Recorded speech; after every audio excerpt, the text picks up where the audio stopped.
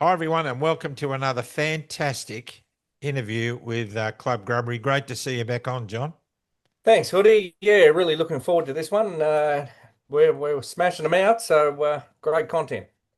Right, so we have with us today, returning after just a couple of weeks, and an interview that went gangbusters with Dr. David Cartland from the UK. Welcome back on, Dave. Well, thanks for having me. I remember from last time we chatted, both of your jaws collectively dropping as the story came out. It was very Absolutely, fun. And made your job absolutely. easy. And sitting in the dark, because he lives in Victoria, which is a very dark place to be these days, is Mm. Dr. Mark Hobart. We still call him doctor, even though a lot of people in authority are trying to ban his No, practice. you're allowed to call me doctor. Oh, well, They tried to stop it, but no, they can't take away the right for people to call myself doctor. I can't call myself a medical practitioner or registered medical practitioner, but I can call myself a doctor or medical doctor. right. We're going to get right into this now, ladies and gentlemen. Last week you would have seen a link that I posted on an ABC Four Corners documentary called Scarred. The documentary was about a butcher of a gynecologist in Melbourne at the Epworth Hospital, which is one of the most prestigious private hospitals in Victoria, who literally butchered, I don't know how many hundreds of women over a long period of time. He removed healthy ovaries from women, saying that they had diverticulitis. And when the pathology was done after the operation, there was no trace of diverticulitis. It would appear that he was doing this because the item number in the Medicare system was one that paid the most amount, Mm. the higher figure. So those of you who would have seen that would have noticed a couple of things. Firstly, that went on for years under the noses of people who thought and knew he was doing the wrong thing, but nothing was done. There were reports made over the years about his conduct, and nothing was done.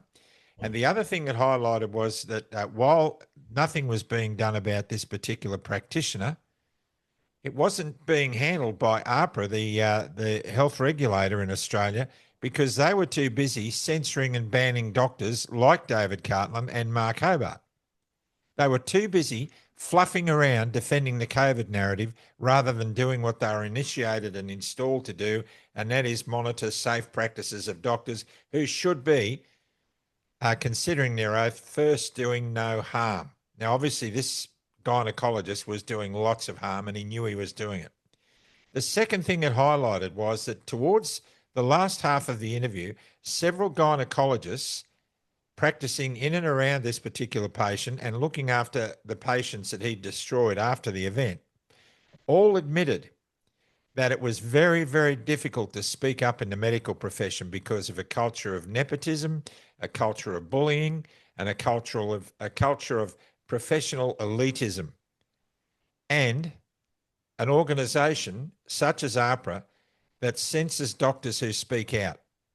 And that's why they didn't speak out. And there were several gynecologists with decades of experience who said they couldn't risk speaking out, but they had finally spoken out. Now, these two doctors here are victims of victims of the medical authorities that do these kinds of things to doctors all over the world. It's been reprehensible what's happened. But AHPRA needs to hang its head in shame, and AHPRA needs to be called to account.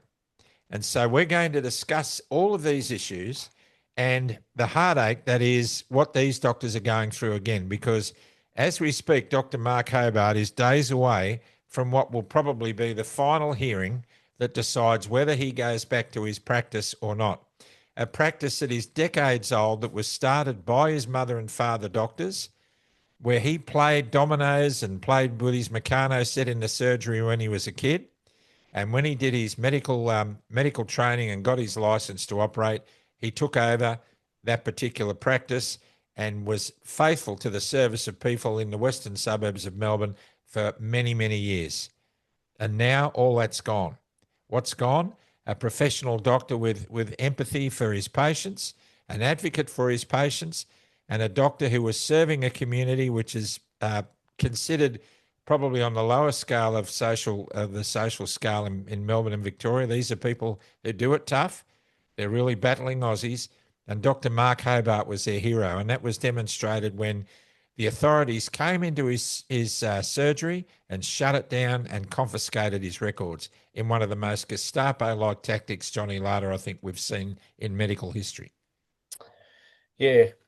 Well, there's not much you can say about it, Hoodie. It was an absolute disgrace. I remember at the time when it was on the news and they were raiding Mark's surgery, and poor old Craig Kelly was screaming from the rooftop about it, and rightly so. APRA is an absolute monster.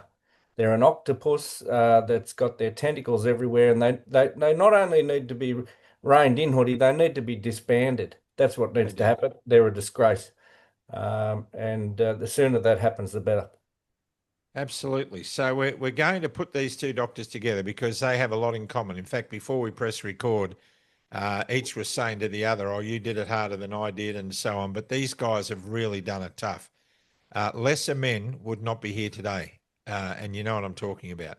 A great many doctors have taken their own lives because of APRA and other organisations around the world. Now, APRA has a habit of suspending people indefinitely without giving them any end date or anything. And some doctors have been suspended for years without any kind of justice at all, just on the whim of some bureaucrats who probably responding to one letter of complaint, which is normally what happens. One letter of complaint means everything comes tumbling down. So we honour these gentlemen before we get into their story because they have their professional integrity to stand up and do the right thing in the midst of turmoil in the medical profession around the world, at times when doctors who seem to be kneeling at the altar of big pharma, who seem to be kneeling at the altar of the Medicare systems around the world, more so than they would be looking after the and advocacy of their patients. So we salute these gentlemen. And Mark Hobart, I'll go to you straight up for the first question. Where are you at now with all of this? How close are you to seeing some kind of solution or conclusion?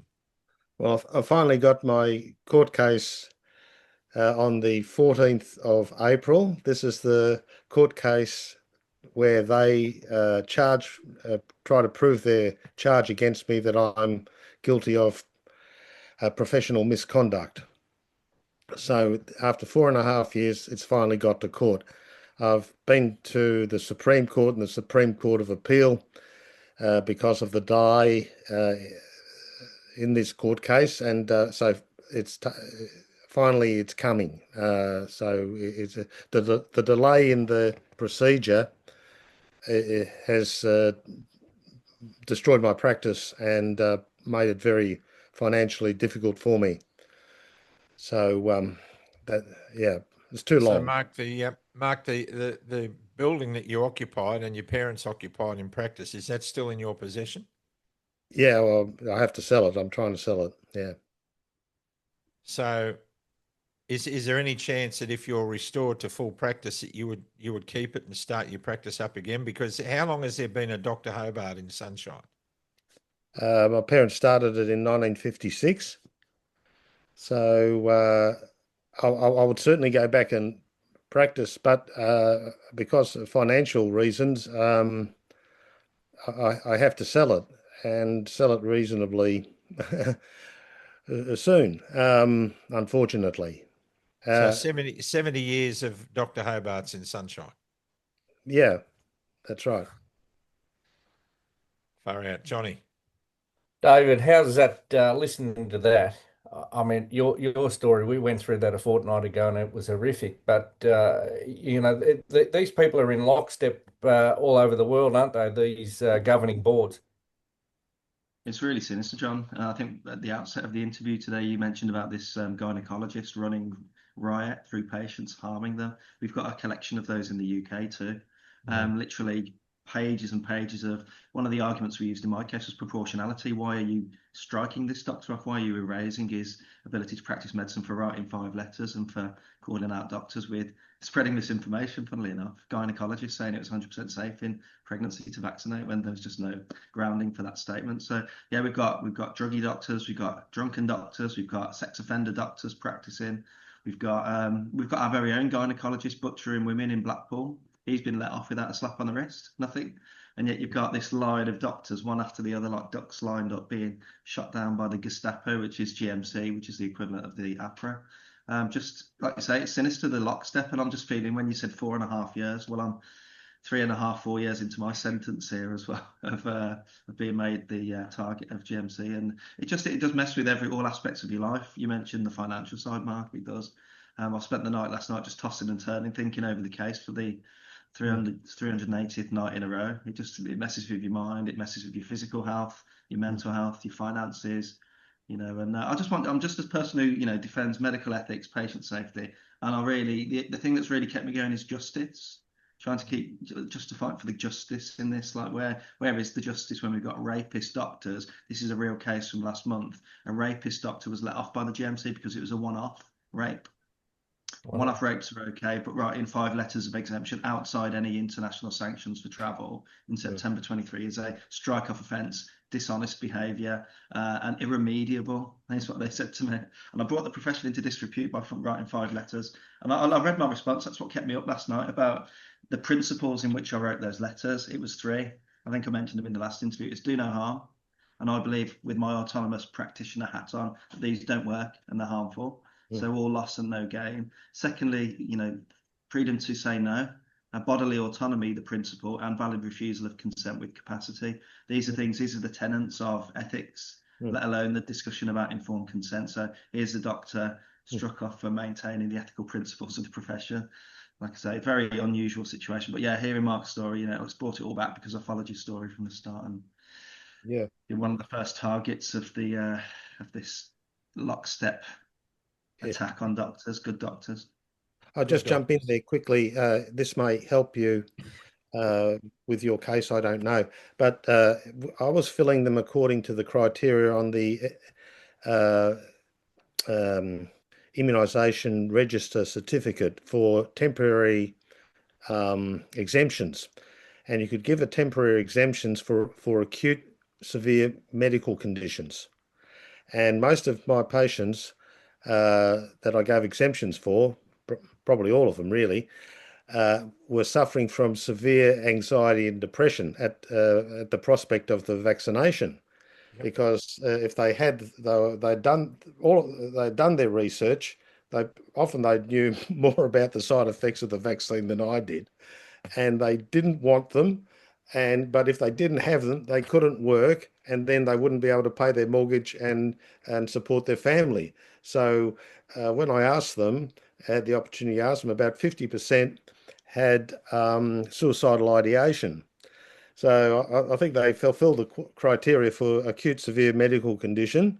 So I gave them a temporary exemption, usually for 3 months, sometimes 6 months, but usually for 3 months.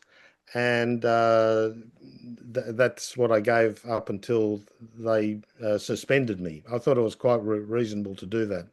I don't know if that makes any difference in your situation or not. One of the unusual things, Mark, in the UK and all round, I'm hearing of doctors that did freely complete these exemptions for various reasons. I mean, I was very clear with the GMC that I wasn't writing vaccine exemptions, as they called them, or vaccine certificates. What they finally called it was falsifying medical notes, which just frankly is a complete distortion on what I did. So there was a form in the UK, I don't know if it was universally used across the world, called the PROMIC form. And the PROMIC form was a form of exemption. So you went through the reasons. There's about 12 or 15 qualifying reasons according to this organisation, PROMIC. And what I would do with that letter is I'd let them fill it in as it was a self-exemption. And then I would write, as a perspective, as a doctor, I believe these all to be valid reasons, whatever you've ticked, based on those 3 principles that I've just mentioned. So I wasn't even falsifying medical notes yet. If you read the reports, Dr Cartland struck off for harassment, calling out doctors, and falsifying medical notes, which I didn't do. And it's funny because the GMC didn't even have a copy of the letter. So when we've asked them what international regulation did he flout, they keep going on about this point. You flouted international regulation during a worldwide pandemic, and they're quoting the date September 2023. Now, if you look, it's not difficult. All international regulations were lifted in May 23. That was the last one, USA, to lift it. All other countries were lifting them in 21, 22. So the relevance of me doing a letter of support for a patient in 23 September, when there were no regulations, is just a complete distortion of what happened. And I don't know how my barrister missed that, to be honest with you. I mean, I didn't turn up to the second half because it made... That's unbelievable. Yeah, exactly. So it's not as if I've So, even exempted so them. you, Yeah, so it's you even did, worse. you did your exemptions in 2023. Yeah, yeah. This is what I'm saying. I'll be That's struck off, and this is what and they got you for that. It's unbelievable. I look it It up. I mean, makes my last no post on sense at Twitter, all. Mark, was literally I've put the 8 pages of the not the MPTS. It's called the Tribunal. So last night I put the 8 pages up, and you'll see that I'm harping on about these far right conspiracy theories such as bodily autonomy and the ethics of informed consent. That's in my rebuttal, and I said exactly what I did, and I called them letters of support. Yet they've twisted it around, and even with the harassment, you wouldn't believe what they did with the harassment cases. This was me simply having a debate with Dr. Cartland, which they kick out one side of the story and create a beautiful narrative. So it's a stick job, to say the least. But I think I'm in your situation now. That the lawfare system is they spend all your money, all your funds. So we just about raised enough money for a judicial review to get this in front of a judge rather than just the kangaroo court. And it was 50,000 quid. And in the background, you get lawfare happening on the other side. So I've been lawfared into paying out that judicial review fund to some other person who I can't mention. But so it's a multifaceted approach to kind of ruin all aspects of your life, from your career, your reputation damage, your ability to practice medicine. And as you may have heard if you watched the interview last week, they've taken away my ability to work because on top of that, Mark, they put me on a criminal list in the UK. So it's called a Criminal Records Bureau check, renamed DBS. And despite me not committing any crimes, because falsification of medical notes in the UK is imprisonable, harassment of individuals is a criminal offence. So I've got no conviction. I've got no criminal record. This was never put through the criminal system of beyond all reasonable doubt. They used a civil balance of probabilities measure. Did he harass this person or not? Or did he falsify medical notes or not? So it's ironic that they haven't put this through the criminal system. They would have done if they could, believe me. They would have loved to have got bars in front of my face as well. But then it's also led to me losing my hobby as a referee, because being put on the criminal list has had a knock-on effect to refereeing football matches. So I'm banned from that as well. My hobby and interest. It's terrible. Obviously they're trying to crush you, and the fact that the main reason is they're trying to crush you. You oppose their illegal political agenda. Yeah, I think Graham said at the start. I think that's. There's that prohibitive effect, like isn't there, of making people like myself targets and ruining our career. So, it's the most common rebuttal I get when I ask doctors, why haven't you spoken out? So we've seen what they've done to you, Dave. It's perfect. And it's not like they haven't done that before over the years. They've made, targets of people. So they don't. And we heard at the beginning about the gynecologists that wouldn't speak out through fear of God, because, they know what happens when you whistleblow. Yeah, that's right. Have you ever seen on the back of a packet of nuts a warning to say that if you're anaphylactic to peanuts, that you can eat them at the emergency department? I'm not saying that. Does that make sense? I mean, because that's what these morons are doing, aren't they? I mean, you're writing exemptions for people who have, in some cases, had severe anaphylactic reactions to the first mRNA jab. I know of numerous people, and then they were told to go to the emergency department in case it was severe the second time round, and you'd be okay. I mean, this is how mad these organisations are, and mental health. I mean, you raised the mental health earlier. Now, that is an absolutely valid reason to be fearful of having a vaccine for whatever reason. You could be depressed, you could be any number of things. And they are the first to hold up the banner of the mental health when it suits them. They want to tick that box all the time because they want to appear to be as if they're really looking after everyone's mental health, but at the end of the day, they really don't give a stuff about it. Because you see this sort of stuff where you're corralled and you can't, there's no validity given to any mental health issue at all in relation to these things. It's the idea that they want to push through their agenda, and if some people die in the process, well, too bad. Those lives had to be lost, otherwise, for the greater good of our society. That's what their philosophy was, which is back to front. The end does not justify the means. Mark, what We've is got this? regulators. There's a bit of Sorry, a mate. delay, I think. Sorry to keep talking over you. No, that's okay. Dr. Mark Hobart, what does this cost you personally as far as relationships are concerned? Well, it's my family. We're still a tight family. My family support me. It's been a strain financially mainly. It's put put us under stress, and you've got to put your faith in. Well, you've got to put your faith in things other than money to get you through. But we're managing. I but it is a stress, and I can understand how that people would, collapse under this sort of pressure. I've had a couple of medical problems myself. I had, well, I may as well say, I had a heart attack in May 2023, and then I had a stroke in December 2024. Luckily, I recovered from both pretty well. And my cardiologist told me when I've had the follow-up after the stroke, he said, and I didn't prompt him, and he just said, your heart attack was caused by stress, and your stroke was caused by stress. He just came out and said it straight out.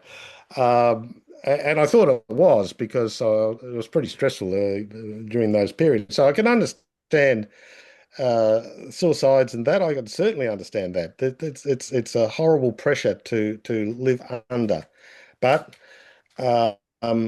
touch wood.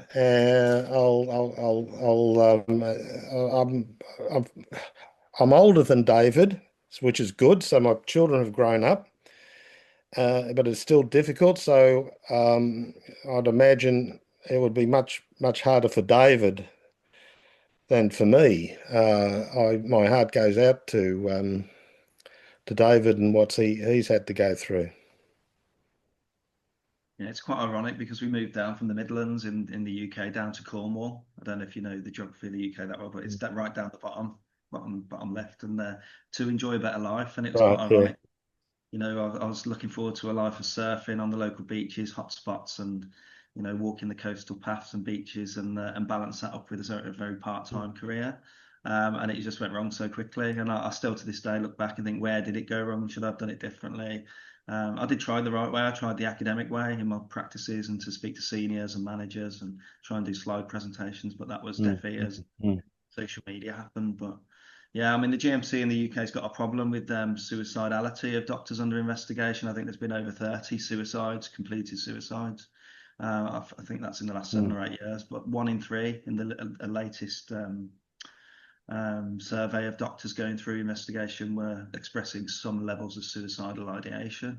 I felt several times about striking out, and I've had panic attacks and chest pains myself. And you just think, I'm only 43, fit and healthy, doing my refereeing, and it's just a stress on everyone. It's a stress on my poor wife who stood by me luckily through thick and thin. I got 4 kids, spanning 7 years of age to 17.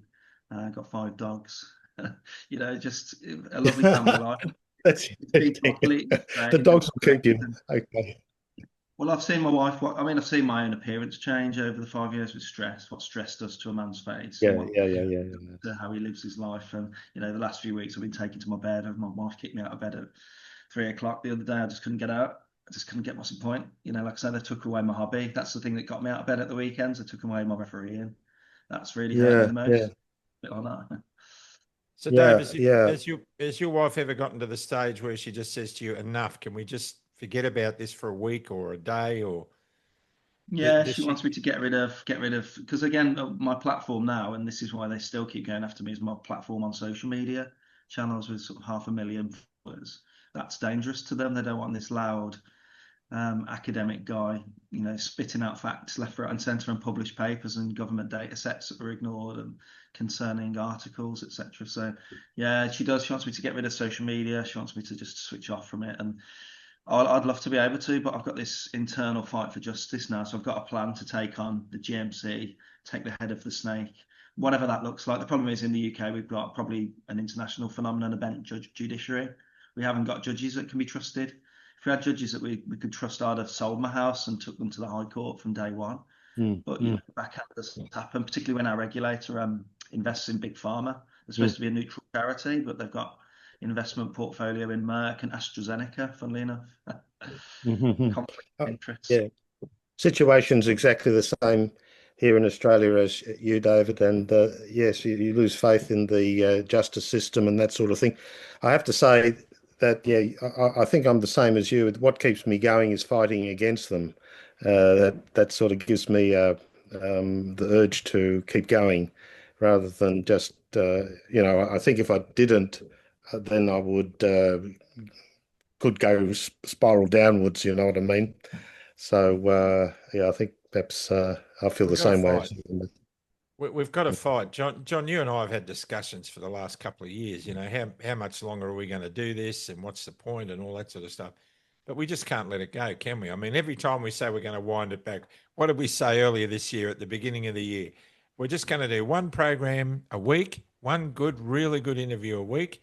And then, and what we thought we'd do is get a whole lot in the can in storage so we could space them out week after week. But the interviews have been so incredible, so earth-shattering in their content that we can't afford to lock them away in a vault for, you know, several weeks. So we're just pumping them out. We record. This will go out straight after we finish recording it. We can't give up, can we, gentlemen? Can we, you know, how can we walk away from this? This is so blatantly evil. You know, you can't, if you walk past a standard, then you're accepting that standard. And we cannot accept that standard. Well, interestingly enough, Woody, look at today. I mean, John Ruddock in the upper house of New South Wales Parliament questioning Dr. Kerry Chant, and her performance in there was horrible, absolutely horrible. And at the end, he asked her whether she had any regrets about COVID and the management of, and she basically said the only regret she had that was the communication. I mean, these people are in another planet. You know, when you look at what's come out in New Zealand in the last couple of weeks with this FOI document to the coroner, and I can read a bit of this. I mean, this is a document, and this is why we have to keep going, because this stuff just keeps surfacing, and it'll continue to surface, like the Epstein files. Just every day there's a new chapter.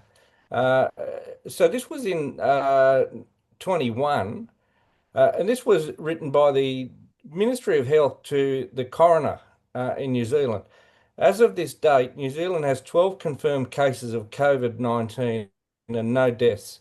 According to the Director of Public Health, COVID-19 does not, I'll repeat that, does not have a particularly high mortality rate and is not particularly transmissible. Now,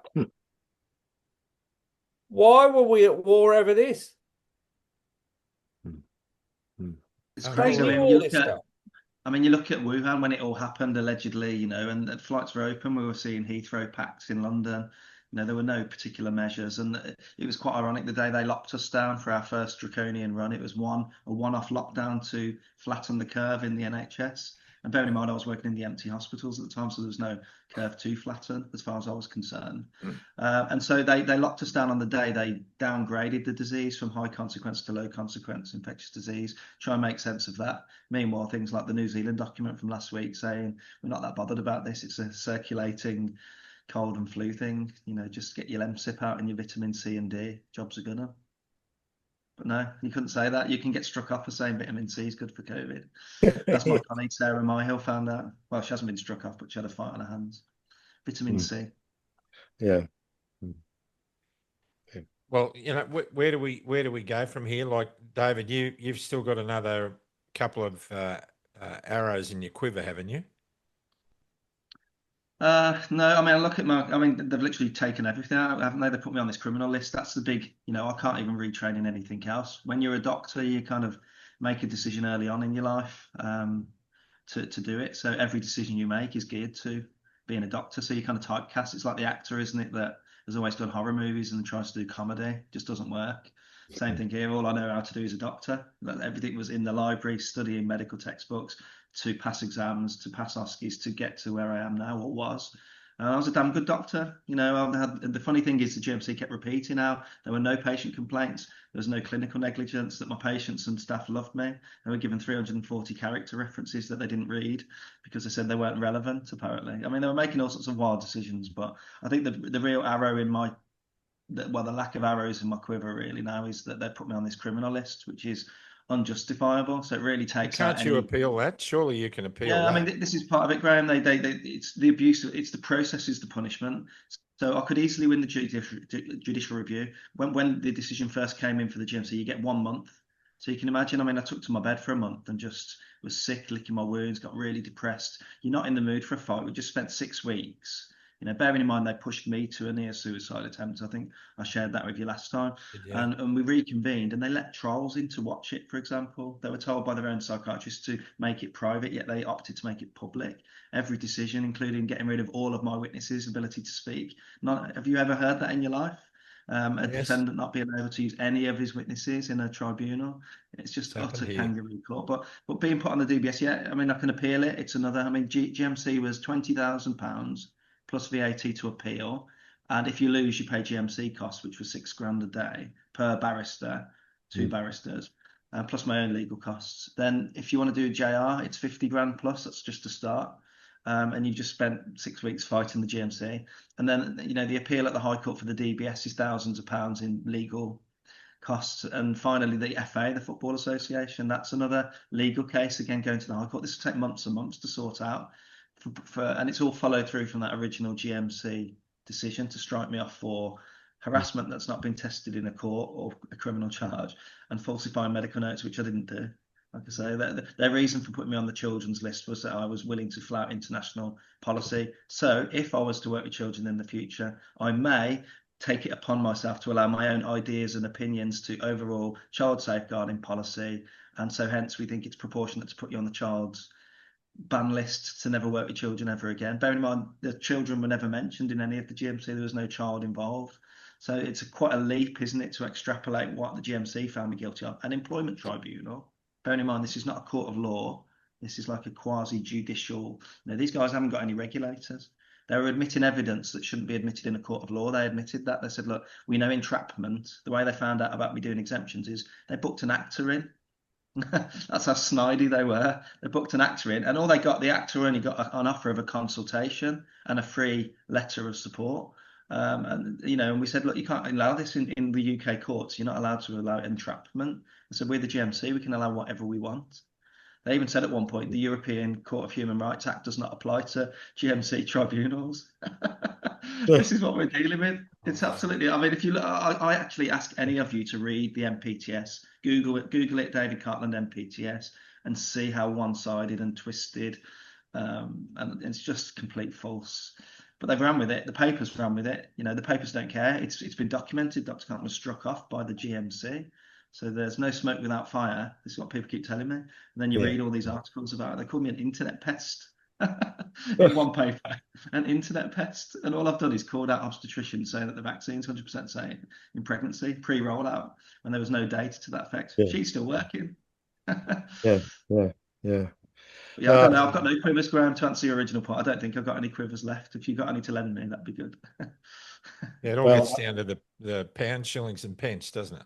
It does come down to money, yeah. And like I say, I've done a crowdfund again. It's getting up to a point where I can now probably put in a judicial review for the High Court for the DBS, because that's the easiest win, because that list is only for criminals and it's only for people who've demonstrably harmed vulnerable adults or children. I've done neither. So that's an easy win. But again, it's that time it takes, the stress, the legal counsel required just to, you know, put in a slam dunk case to get rid of it. They've got no justification.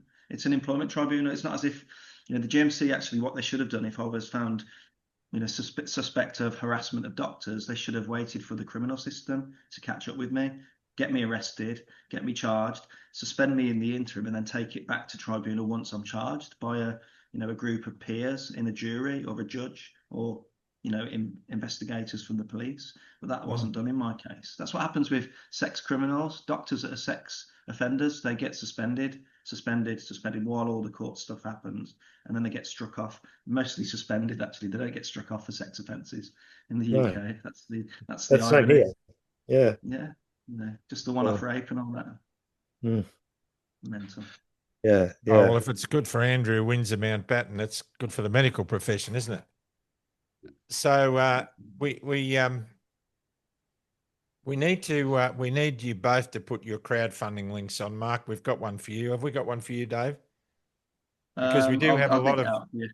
I'll dig it out for you. Like I say, it got up to a decent amount ready for the JR, and then it was kind of like taken away by another legal battle that I had in the background. So okay, well, there's one way or another they try and get the money off you, don't they? We have a lot of viewers around the world and a lot from the UK who would happily support you. And of course, Mark, you've pulled a lot of heartstrings over the last few years, mate. A lot of people are out there really rooting for you and wanting to support you. And so we urge everybody involved listening to this, sharing it, please share it and make sure that if there's anyone with a little spare cash that they can help these doctors, because when they have a win, we all have a win. That's the truth of it, isn't it? It is. It is, because we can put up a good fight and it's at a public court, and there'll be some message that'll get out there, even if we lose the case. If we can fight a case that is solid, then it'll show that they're unfair. Yeah, I'd agree with that. When we were planning my legal battle for the DBS, the criminal listing, we sat down, we said, actually, this would be a really good thing if they put you on the list, because it's so outrageously, audaciously dystopian and ridiculous that actually we get public eyes on this, we get media involved. And that's the thing, when we've got a lot of people now who are sort of citizen journalists, getting their eyes, get their podcasts on it, and they can't hide. So, if you're the judge there, stood there, however much your back pocket's stuffed by illegitimately sourced dollars from Big Pharma, you've got to actually make that judgment that we're going to keep Dave Cartland on a criminal list, having committed no crime. How do you justify that? And then obviously, how do the FA, how do they uphold that at the Football Association? That's right. It's like, sorry, I was going to say, it's like Alexander Solzhenitsyn. They could have just not paid any attention to him and kept him quiet, and not the world wouldn't have learnt about Alexander Solzhenitsyn, but because he had to fight, and the word got out, and he became an international figure, and that helped overthrow the Soviet government. So, yeah, this publicity, even if we don't lose, it shows the corruption of the system, which maybe is more important than we realise. David, just in terms of being on that list, has there been any follow-up of bureaucrats in terms of your own family? Have you had a knock on the door? I mean, because obviously you would think that if you're on a list and you're a potential predator, that they would be concerned about your own kids. Yeah, I mean that's the next thing we're waiting for, really. We know automatically when you put on the DBS list, it flags up a children's services referral locally. So the next point, I'm going to get a knock on the door for somebody. I'd love to know what they're going to say. And so we're here to see what sort of parent you are, because you wrote letters of support for people to travel during a non-sanctioned period of time. And we just need to know if you're feeding your kids okay and dressing them okay. It's ridiculous. But, in all of this, the GMC strike you off, there's no follow-up. That's something that should be there for people who are struck off, because it is soul destroying. Secondly, DBS put me on a list, and it was an exchange of letters. We put in a great rebuttal, and they ignored it. I got loads of safeguarding people saying this is absolutely weaponisation of the system. He's not committed any crime. There's no harm. While you're doing it, they ignored it anyway. No phone calls, no humans, nothing, no meetings, no hearing. And then finally, the FA, they've banned me from all aspects of football without talking to me. There's not a phone call. There's not a hearing. Even murderers are given the right to a hearing, aren't they? Murderers, but they banned me from all of these things without even listening to anything I've said. Well, I think to put it into context, but the real problem here is the way they process you. You're guilty until you can prove yourself innocent. There is no presumption of innocence, and they drag it out because they know that you're financially strapped, and you've got to go through all these kangaroo courts before you can get anywhere that's supposedly reputable to fix up the problem. Now, the issue with that is the finances. Ultimately, there is no question about that. But look what happened here in Australia. That they've introduced hate laws in Australia. That they were only passed and retrospectively passed recently. And the gentleman got up on stage on Australia Day, which was January 26th, so we're talking less than 2 months ago. Took the microphone for 40 seconds and made some comments. And he was charged, and he is already in jail. He's got a 12-month custodial sentence with a non-parole period of 9 months. Now, they can deal with that in the space of 8 weeks. But you and Mark are being struck off, and many others around the world in this same situation, just 4, 5, 6 years. It just keeps going on and on and on because they're destructive. They're callous, and it is Gestapo. Like I don't care what anyone says. This is what it's like. It's beyond belief. There is no justice in the legal system. It's got No, I mean, nothing in to the do with UK, justice. we've got now, I mean, we had somebody arrested for thinking a prayer outside an abortion clinic. We've had various people with flags, you know, whatever their political position, it's freedom of speech unless it's criminal, you know, and people are being pinned down to the ground, you know. So we're definitely catching Australia and Canada up in the Orwellian states. I mean, it's ridiculous. And I mean, I've been to the police myself. I've got a full-on committed team of stalkers related to a lot of this reporting that's gone into the FA, into the GMC, etc. The 256 complaints, mainly from trolls. Some of them are quite physically stalking me into football matches and around town. They're following me, saying that they've watched me do the school run, and you report them to the police, nothing, no action. In fact, they actively NFA, not for action, any of these things. Yet they came around my house only 3 weeks ago in front of my children and my dogs, and came to issue me a polite invite for an interview under caution for harassing probably one of my worst harassers. Based in Thailand, a guy who's posted about me over 800 times, came around my house, about 5 tweets, where I've just named and shamed the guy, saying, "This is Mr. X," putting a picture up of him saying, "Does your wife know that you tweet about another man relentlessly 800 times? Please stop. Yeah, you're creepy." I was like, they're showing me this, the police. "Oh, did you write this? Well, you know, this has caused him alarm and distress." I said, "Hold it right there. Let me read this out." And I won't say it because I'm not sure when this goes out, but there were 2 or 3 death threats in what he'd said about me. Quite grotesque death threats about what he would do to me with a baseball bat. You know, and they've come around my house, and they're soon to come and get me, but they're not soon to protect me and my family. They've been putting pictures of my wife, they've been putting pictures of my dogs up, they've been, you know, opening porn websites. We've now been getting emails saying all the things they're going to do to my wife when I'm in prison. It's absolutely horrific what they've done. It's not just the GMC and the FA and the DBS. And I don't know who these people are. When I say they, I'd like to tell you who they are, but they're pretty committed. They're pretty unwell psychiatrically, I would say. But they've got keyboards and they've got phones, and they're allowed to freely hide behind anonymity because the police can't even find out who these people are. Literally, it's worse. It's worse than you could imagine. It's not just all the stuff I've been public about. It's very suspicious behaviour. I wonder if, I mean, you can't answer this question, but, you know, the thought that comes to my mind, other than being paid to do this, is this an agenda that's financed by, you know, by people that, you know, have a Well, vested interestingly, Mark, several of them actually have got links to the police. Several have got them openly. They openly boast they're Freemasons, they're police, they're ex-politicians, they're ex-doctors and nurses. So they let little bits out about their identities. Right. You know, most of them are just, but they have this anonymity that they hide behind, seemingly. Yeah. You know, but I've always owned my name. I've always done all my social media as Dr. David Cartland because I've got these views and I'm free to express them. That's the European Court of Human Rights. Well, there's one identification for them that cannot be disputed by anybody, and that is they're evil. That's what they are. They're evil. And you know, who knows who's putting them up to it? We cop the same amount of stuff as well. It's just it's evil, and that's the game we're fighting at the moment. That's well, it. The latest thing at the moment, Graham, is apparently I'm a paedophile. They're creating images of me with Jimmy Savile and other famous paedophiles, and saying Cartland's on the Epstein list. I've been made into Adolf Hitler. I've been made into mass murderers in the UK. My face next to the other I mean, honestly, and you take it to the police, and you know, I know if I made an unsavoury, unwoke tweet tonight, even if I made my account Joe Blogs, they'd find me and they'd have me under caution by the end of the day. But it's very 2-tier policing. We're seeing that across the world now, aren't we? I mean, we've had one case of a guy who was put in prison for a tweet, quite a nasty tweet, but it was a tweet and it was removed.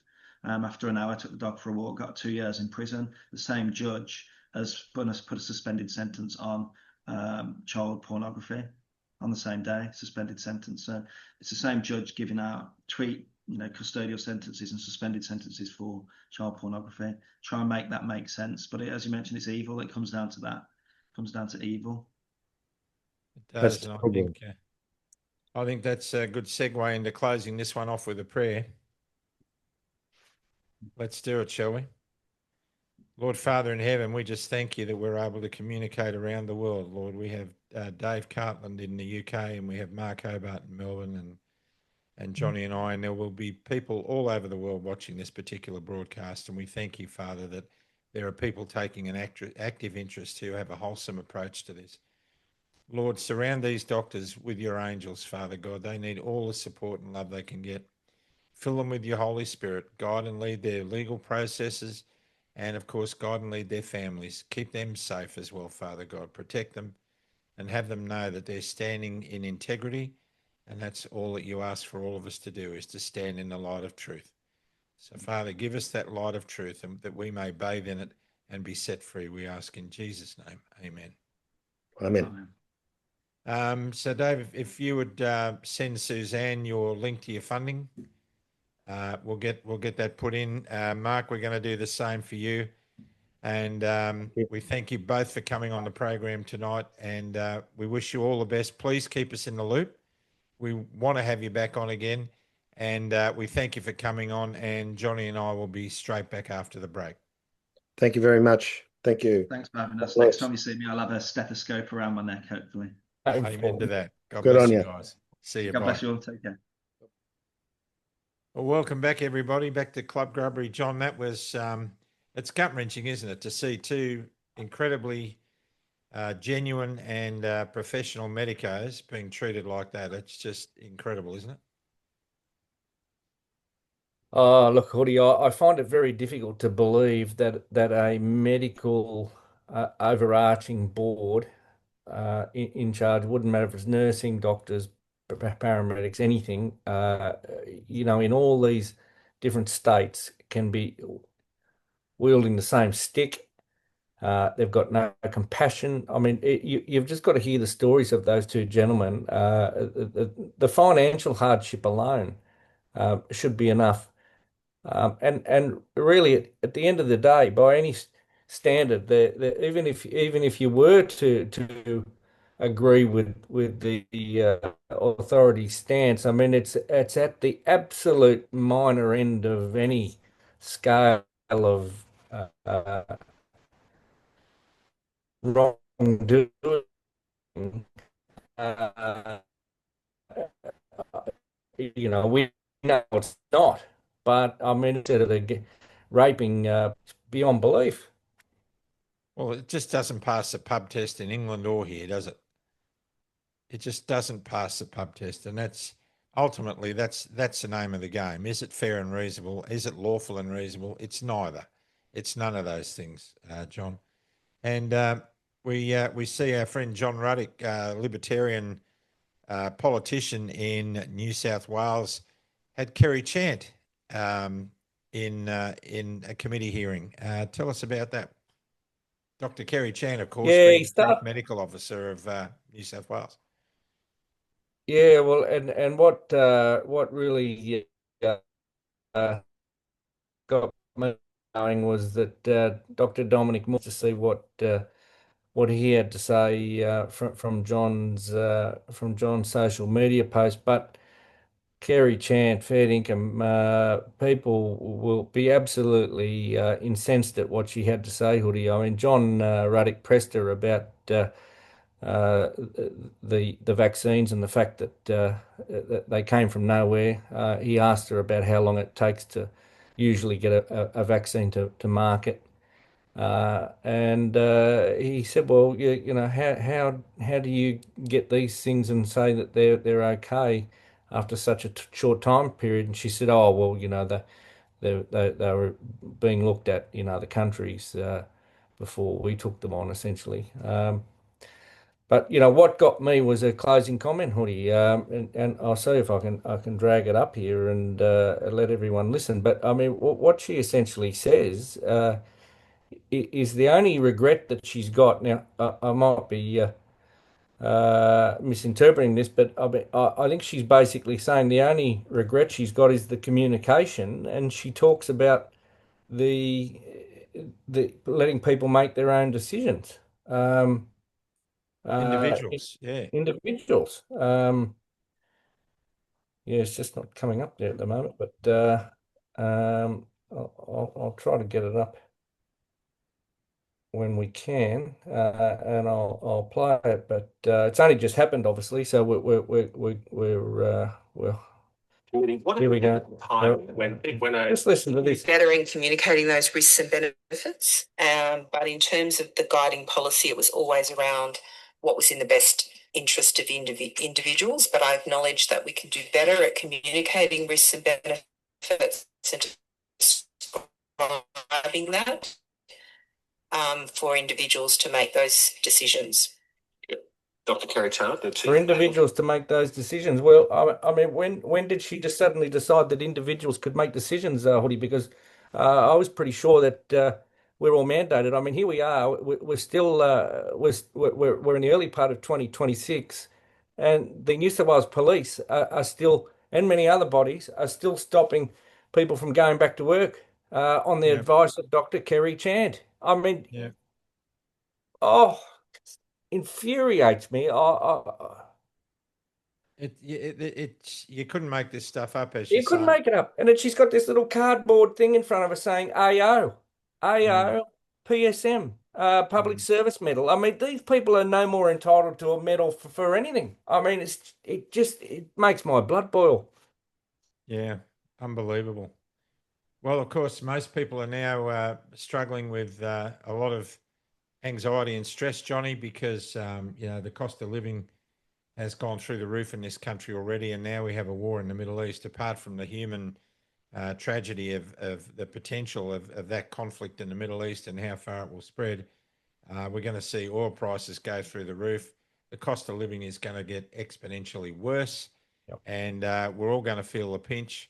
And there's a couple of things about all of this that strike me as a little odd. Firstly, how a small country like Israel can command the militaries of the world, in fact, and the biggest superpower in the world, how a small country like Israel can get the biggest warship, $13.5 billion worth of aircraft carrier, anchored off its coastline.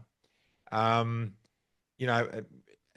there's so much going on here. Like, we've got the Iranian people who are celebrating at the moment, and I'm fearful for those people, John, because the way these things pan out in history, the Americans charge in with the Brits and the Allies. They charge in, they obliterate a place, they obliterate the government and turn it into chaos. And then when they've done their bit, they wipe their hands. They encourage everybody to go to revolution. Then they leave. And how many times in history have we seen it, John, where the countries have ended up worse off? I mean, when are we ever going to learn? It's mind-boggling, this stuff. It really is mind-boggling. And all I can say is that, as I said, for a small country to have that effect, they must have something on somebody. I just think there's a lot more to this than meets the eye.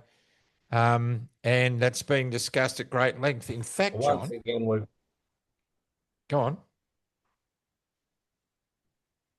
no, I was just going to say, well, once again, Hoodie, all these, the sad part is, and this is where it all comes down to it. I mean, it's all those people in the middle, and they're the ones that suffer, whether they be Iranians or troops or people from, look at all these people who are stranded in airports now. I mean, could you think of anything worse? The fear of these people not knowing what's going on. I mean, we experienced a bit of that the other day when we interviewed the former senior constable from Canada who was stuck in Mexico as all that was unfolding.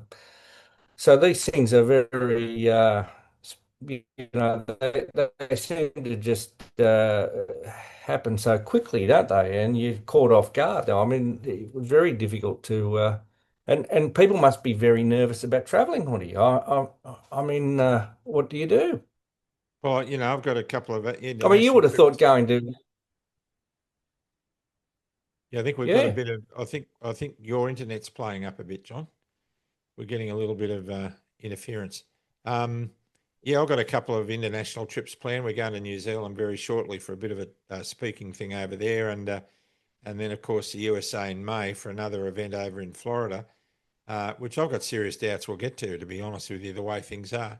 But what we're hearing too also is that if you've got travel insurance and you're out of pocket, so we're urging people, do not cancel your bookings or your flights. Leave it in the airline's hands to either refund you or give you accommodation or whatever. But once you cancel your booking, you cancel your contract with them and you won't be covered by travel insurance. So be very careful about that. The other interesting thing I noted, Johnny, there's a couple of interesting points out of this.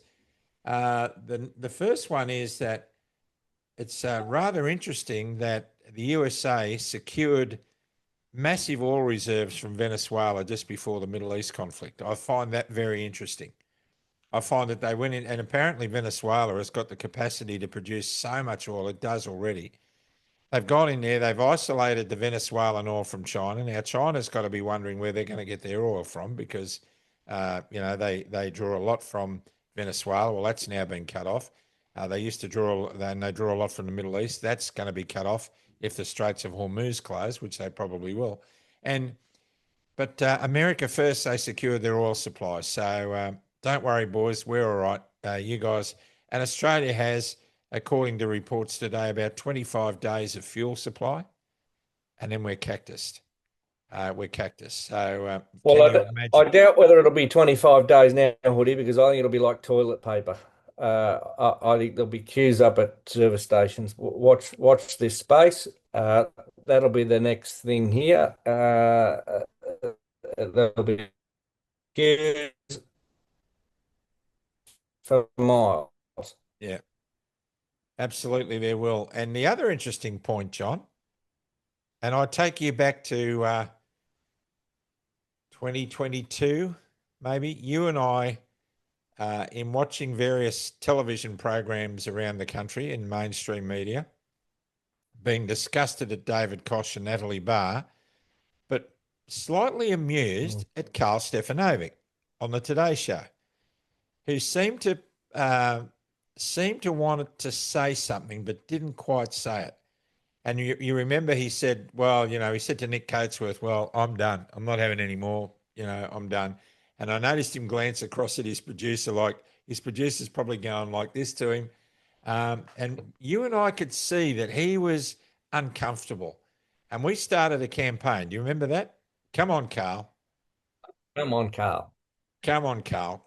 Spit it out, Carl. Well, I am absolutely delighted to see that he's finally bitten the bullet, and he's coming out in Tucker Carlson-esque performances. He's interviewing relevant people involved in the political arena, but not only that, he had a panel of a couple of guys on. I think Choco and another guy has got a podcast, When Two Worlds Collide. I forget his name, Sam, I think. But they were discussing Epstein files. They were discussing all the so-called conspiracy theories, and Carl has just been really natural.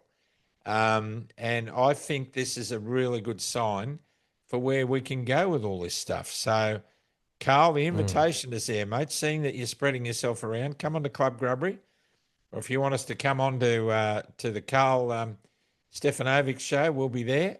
Make no mistake, we'll be there, and let's have some really good, down-to-earth conversations about what's been going on in this country. And let's wake a few more people up, Carl. Come on, Carl. Come on, Carl. Come on, Carl. So great stuff. No, congratulations, Carl Stefanovic. A lot of people are going crook. Where were you? No, yeah, okay. All right. But, I think we need to Well, move on to God. I watched something that Michael Gray Griffith did yesterday, and I think it was pretty it was pretty well summed up, Hoodie. He essentially said, look, stop smashing up Carl. You've got to understand that uh, we're in a different tribe. And Carl is an elder of his tribe, and we're, in our tribe. And the fact that he's seeing things from our perspective is a win. It's a win. It's a good win, and I think I wish him all the best with it. I think he's got the potential to grow some serious numbers there, and when you compare, him to Koshy and Natalie Barr on the Sunrise program, I mean that was reprehensible garbage. That was. Garbage. So I would love to ask him how he felt when Ali Langdon was lampooning Craig Kelly on the program, because he said, after that had finished, he said, it's going to be one of those days. I have a feeling he wasn't saying that about Craig Kelly. Mm. I think he was saying that about his co-anchor. I'd love to ask him that question. What was he thinking? Because he knew. He knew. Yeah. So good on you, Carl Stefanovic. And let's talk. Let's get our people to talk to your people. Have we got any people, John? Have we got any people? Yeah, that's what they need to do. Go and let Carl know that we'd like to talk to Carl. He can talk to us, or we'll talk to him. It doesn't matter. Whatever he wants to do. Yeah, that's right. Start a campaign. He's got a Facebook page with about 150,000 followers. Everybody, come on, get behind Club Grubbery, get behind Johnny Carl. and I, and get behind Carl, and let's see if we can't get together and spruik some stuff that might make a difference. It would be amazing, wouldn't it? Anyway, well, look, Johnny, I think he's got the potential. Just finally, I think Carl really does have the potential to be a very Tucker Carlson style in Australia. We do need something. We need something that doesn't have those restrictions of the mainstream. And the fact that he's demonstrated that he's willing to ask the hard questions outside of that atmosphere is good. Yeah, not only that, Tucker Carlson seems to be a very amiable guy. He's very relaxed in his interview style, and so is Carl. I particularly enjoyed, I haven't seen all of his programs. I think he's up to about 8 or 9 or 10, but, a lot of people are saying it's really good. I found it interesting watching his conversation with Albo in the lodge. I thought that was rather interesting. Yeah, it's good to see a more human face in some people. It's Definitely. to hear what makes them tick. But anyhow, Johnny, what makes us tick is getting these programs out. And by the time you finish watching this little segment of Club Grubbery, guys, the very next one, which will be in 24 hours from you watching this, is the big one from the UK. Andrew Bridgen, what a hero, what a champion, and what a mind like a steel trap to see where we're going in the future. Keep your eye on the ball, everybody. It's they're interesting times. Don't suffer from anxiety. Those of you who have faith know that God's in control, and a lot of people are asking questions about that too. So, Johnny Larder, you've often been heard to say, you just couldn't make this stuff up. You couldn't make this stuff up. Stay out of the trees, everyone. We love you, Australia. It's a great country because you live in it. Oh, Hoodie's Heroes. Go to Hoodie's Heroes on Facebook and the national and state pages of Hoodie's Heroes. Join up. We've made the process a lot easier. There's a lot of wonderful people getting a lot out of it. It's community gathering. It's social building. And it's time to get involved because we're going to be in for some pretty rugged and tumultuous times ahead.